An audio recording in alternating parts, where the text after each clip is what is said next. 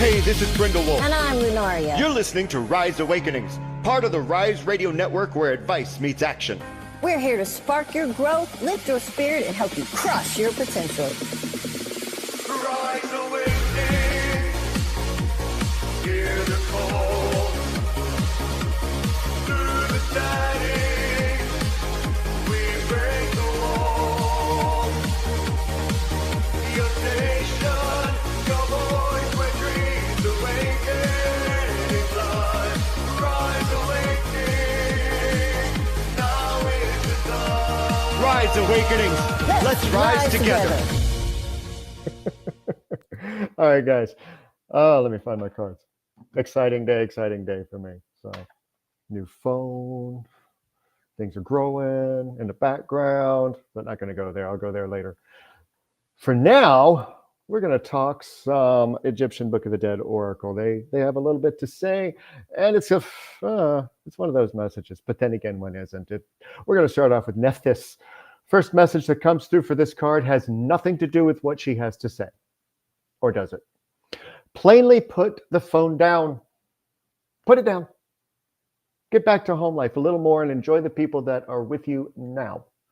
But she also wants to address the tight grips that many of you have on the past. In so many ways, there is far too much connection to what isn't and who isn't there anymore. I know this sounds a bit mean, but sometimes I have to get your attention. Let them go. It's time. You've held on to things far too tightly. Sure, it may seem a bit heartless for those of you still in the grieving period of loss in whatever fashion that might be, but it's something you need to hear. Whoever you lost would not want you to stay with them. You still have so much to do before you join them, and that's what they would want for you.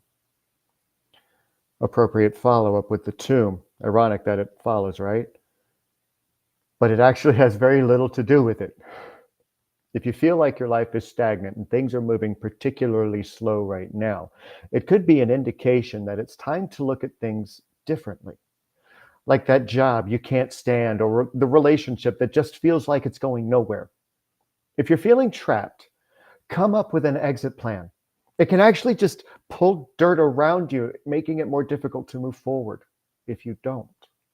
Storming out of a situation that doesn't work is a bit impetuous right now. Get moving, realign your thoughts, and come up with that plan. Then we have Sekhmet. She's come to the table today to remind you of just how much of a badass you actually are. Just think about all the things you've been through in your life, and yet here you are, still standing. You might feel a little defeated, but you're still standing. And whatever it is that the tomb card was referring to, don't be afraid of a little confrontation. Conflict happens.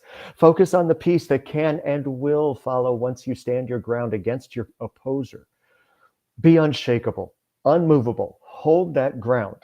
Be daring, strategic, and remember the outcome that you're hoping for, needing. The opposer is hoping that they will be able to maintain whatever control they've imposed upon you. Next up, we have Sin. This card swoops in at just the right time and right moment to answer those thoughts that Sekhmet's message may have created. While it sounds like you're being asked to gather your troops and fight to the death, you're not. It might have also sounded like it was asking you to step out of your own integrity and character to achieve your goals. Nope, not even a little. You're being asked to stay in your good judgment, be the better person for yourself. Make sure that it wasn't you that was creating the friction that was causing the conflict you feel like you have to battle or escape from. Sometimes we are the sinners in a situation and don't even realize it. So take a breath of humility, check your accountability, and act with compassionate fury to put a stop to it. And finally, we have riches. Save this part of the message from Sin for this card. Make sure that you have an attitude of gratitude, especially if you're in financial scarcity. Remember that taking on the identity of lack can actually create more of that because that's the kind of energy you're telling the universe that you like. It sounds backwards to what it should be, right? but it's true. If you are trying to manifest more abundance in your life, the best courses of action are being genuinely grateful for all that you do have, watching for coincidences that turn into opportunity, and setting the plan in motion. If you aren't moving towards what you want, then why would the universe know that that's what you really want? So, what if you're already where you want to be and have all you need? Well, share it. Don't sit in your tomb and hoard it. And in case you were wondering, I'm not just talking about money. Think about it, let it sink in, and really pay attention to what comes up.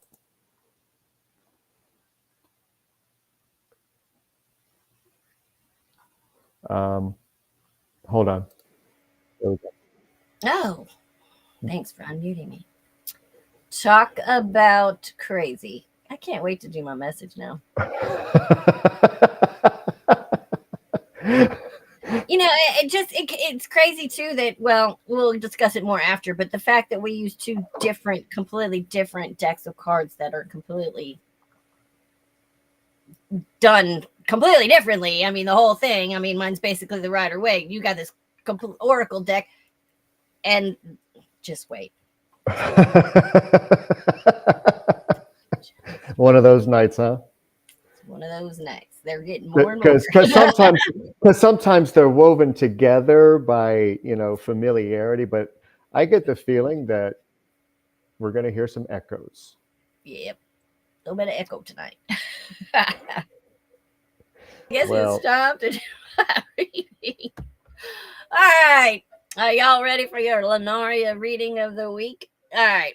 We are starting off today with Eight of Pentacles reversed. This is your current situation. All right, let's be real. You're over it. The grind, the effort, the same old, same old. You've been trying to perfect something or keep things afloat, but it's like doing yoga in quicksand. Exhausting and very messy. This card screams, I need a nap and a raise. Maybe you've been half-assing something because your heart's not in it anymore. It's not that you're lazy. It's that your soul wants meaning, not just motion. All right. In the challenge position, the Tower. And here comes the cosmic wrecking ball. The Tower is that oh crap moment when the rug is yanked out from under you. But baby, it's for your own good. Whatever's crumbling wasn't built on truth anyway. You might feel like everything's falling apart, but spoiler alert, it's actually falling into place. The universe just has a flair for drama. Kind of like you. It's not talking to me, is it? Anyway. Next up in the subconscious root. Deep down, this is the Queen of Cups, by the way, if you can't see it.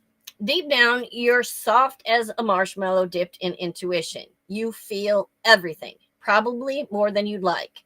You've got a heart that wants to heal and nurture everyone, even when they don't deserve it. This card says your emotions are your superpower, but also your kryptonite. Don't let your empathy turn into a full-time, unpaid therapist gig. Five of Cups, your past is. Yeah, you've been through it. You've cried over the spilled wine or love or trust or dreams that just didn't pan out. But you're still standing. The good news, not everything was lost. 2 cups remain standing, and they've got your name on them, probably filled with tequila and second chances. All right, in your goal. The Empress reversed. Oh, man, this one's giving the I've been taking care of everyone but myself vibe. Your creativity, your sensuality, your nurturing energy, they're all begging for some TLC. You might be feeling blocked or unappreciated. Girl, it's time to mother yourself. Put down the to-do list and pick up your crown. All right, next up. King of Wands reversed. Brace yourself. There's a cocky energy coming in, and it could be a person or even you in your I'll do it my way phase. This reverse king can be charming but flaky, bossy but directionless. Don't let someone else's ego derail your plans. If this is you, watch that fire. Confidence is hot, but arrogance burns down progress. All right, next up. This is you. The Star reversed. You've lost a little faith in yourself, haven't you? Feeling like your sparkle dimmed or your purpose got cloudy. The star reverse says you need a hope reboot. You're still magical. You just forgot where you put the glitter. Time to believe in your own comeback story. All right. In your strength. You've got people around you. I'm sorry. In your strength. Okay. Strength is in your environment position. Excuse me. You've got people around you who see your strength, even if you don't. This card is about grace under fire, taming the inner beast without losing your compassion.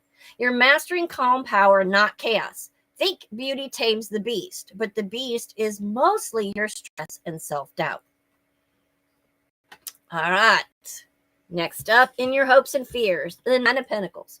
You want that independent, luxurious, I did this all by myself energy, but you're scared to be alone while doing it. This card says, honey, if you can have the good, you can have the good life, the stability, and the peace. You just need to own your worth.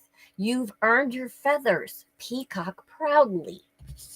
All right. And in the outcome, the sun. Oh, baby, this is your glow up era. The sun burns off the chaos, the self-doubt, the exhaustion. It's joy, clarity, and confidence. Returning like, hey, girl, miss me?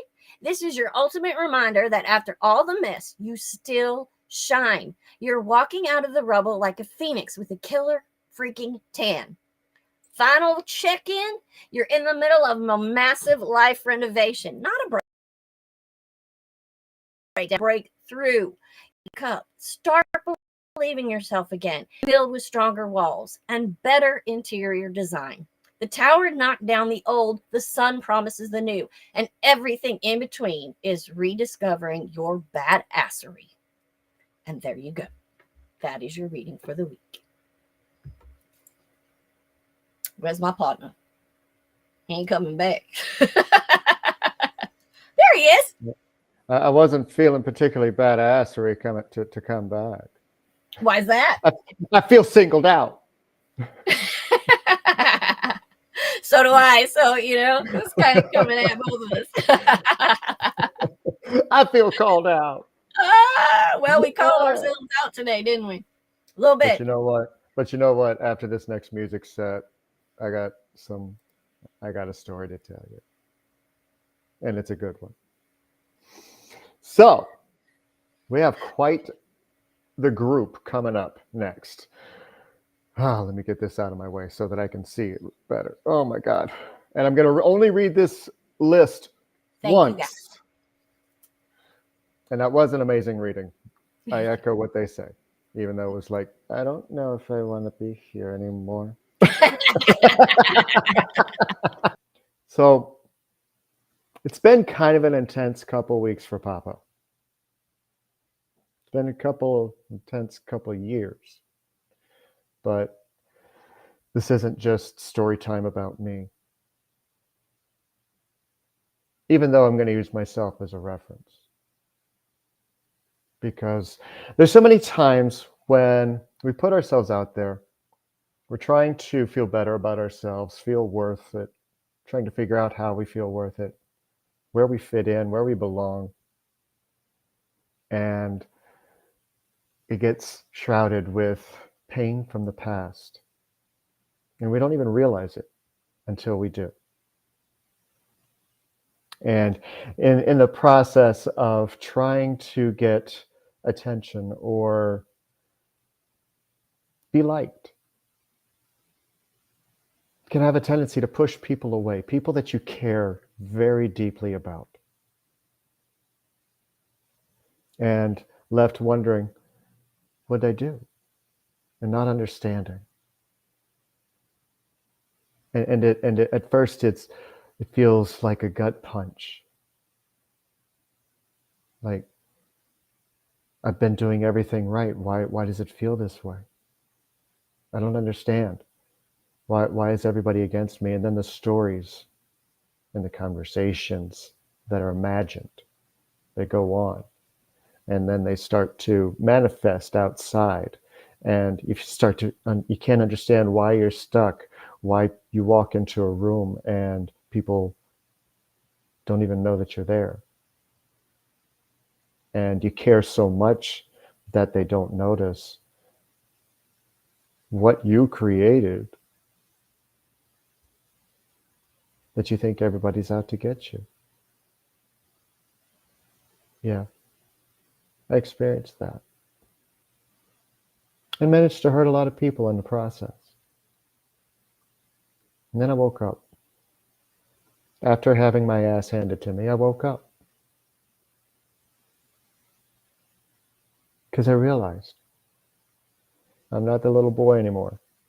You're not that little girl. You're not that little boy. I'm a grown-ass man. And it's time to set that to the side. And the reason that I bring this up is because since that popcorn moment, things have just been flying. I've had more energy. I have felt more up, more present, more alive. So when you have a breakthrough, when you have one of those popcorn moments, and it doesn't necessarily have to be like what I just said. When you have one of those, don't try and work it out. Just accept it for what it is, because it is an amazing moment that moves mountains inside you that you didn't know were blocking your path.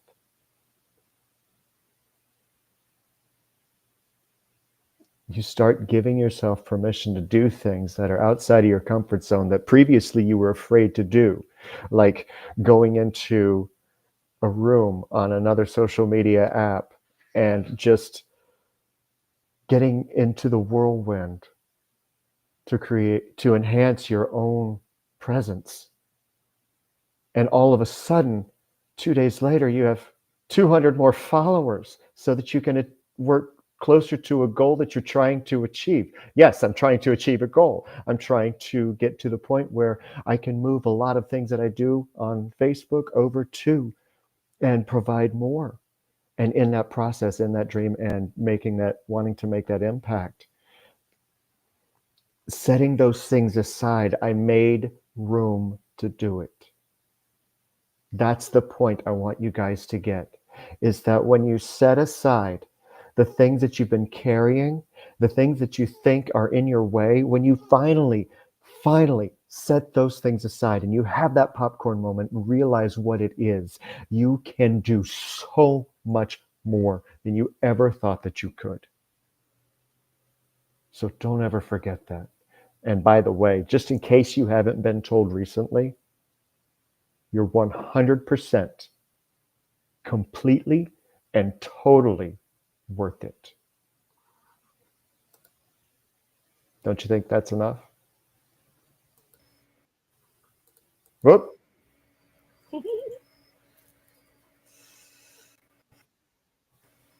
We'll carry on with that slightly in a little bit. Go figure. We're talking about the same kind of stuff.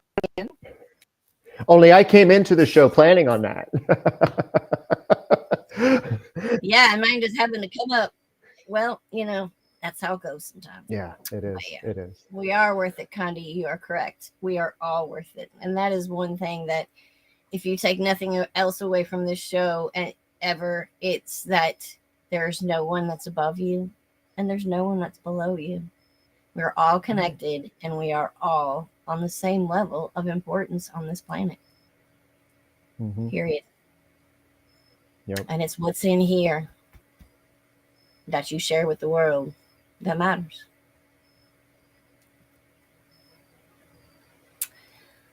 All right. So, what it was that caught my attention in the song was the line, the Amy Winehouse song was, "Take it away, I never had it anyway." So it brought me to some personal things going on in my life that deserve sharing, not because I want you to feel for me, but because of what I've learned and what I think y'all can learn. I've dealt with narcissists in the past, gone through that, dealt with alcoholism, dealt with, a lot of those types of relationships. There's something I had not dealt with before, and it's something that I really didn't know much about, but I've been doing a lot of studying because this is what I'm supposed to be doing, is helping you out with your relationships. And this is called an avoidant personality. A lot of times they get mislabeled as being narcissists. And they do have some narcissistic tendencies. They can seem kind of selfish on the outside, on the exterior. But the thing about them is that most of them have become avoidants, which basically means that they avoid getting close in a relationship, getting too close to just about anyone or anything. They feel that their isolation keeps them from being hurt. This generally stems from trauma from their past. It can be an absent parent. It can be a situation that occurred between their parents. It can be a failed relationship in their past that led to trauma. It can be trauma that happened during that relationship. There's a lot of things that can bring about this type of trauma in someone. The thing is that they get into a relationship, and before they get vulnerable, they will leave you. They're going to leave you because they cannot handle getting that close to someone. It's terrifying to them. What I've learned through the process of dealing with this is this. I needed to learn something from that relationship. I needed to learn to trust myself again. I needed to learn to set boundaries. I need to ask for what I need in a relationship, not just give and do all the giving. I need someone who's going to meet me halfway. And we all should have someone who meets us halfway. Now, the other thing about this is that it's common for someone who's empathic like me and someone who's avoidant like him to get together, because we feel like we can fix everybody. We can help everybody. We can get them through their trauma. We sense it and see it very early on in the relationship before they've ever told us a thing about their past. But we can feel it. We can sense it. And we start to try to fix them. Not because we want them to change for us really at that point, but because we think we can help them out of their pain. But the problem is they have to get out of their pain, just like you had to get out of yours when they left. He left, and it took me coming back to myself and finding myself and loving myself again to realize that I just needed to learn. That was my other learning point. One thing that I needed to be able to teach that I hadn't learned yet. So it was learning for me. And it's also learning for him, because he knows that not everybody walks away. He knows that not everybody takes without giving. And he now knows that there are people that love him regardless and that understand where their trauma comes from.